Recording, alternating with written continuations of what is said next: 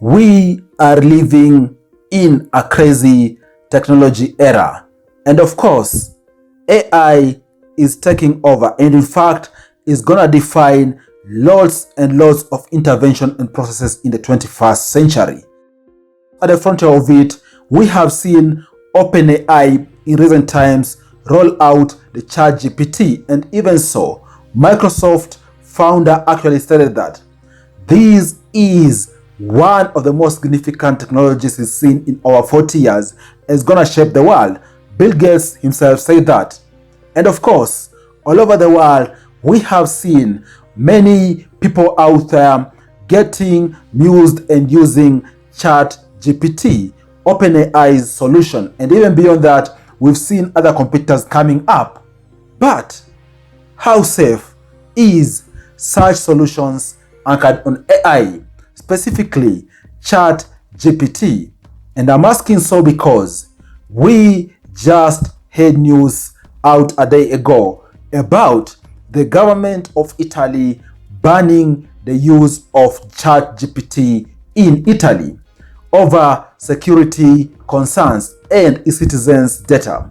All these stem from leaked information which led to personal financial information about 20th of March. And beyond that, just questions around how deep this AI solution is digging and using people's data to train the model. And beyond that, how safe is it? Most for Italy, it posed the question, how are children in the country safe? Given, for example, OpenAI ChatGPT has no age restriction when it comes to user consuming its information. And with that loop, most likely even people who are underage are bound to consume illicit information. Of course, these coupled with other queries have made the government of Italy ban ChatGPT. Of course, ChatGPT can also revert by sharing additional information or additional documents requested by the government before the government of Italy makes its final determination on this piece of technology. That aside, what do you think about all this? How safe is it to use AI solutions? I know AI has greatly revolutionized many things out there. Are we gonna see other governments out there officially ban ChatGPT and other AI solutions? What do you think?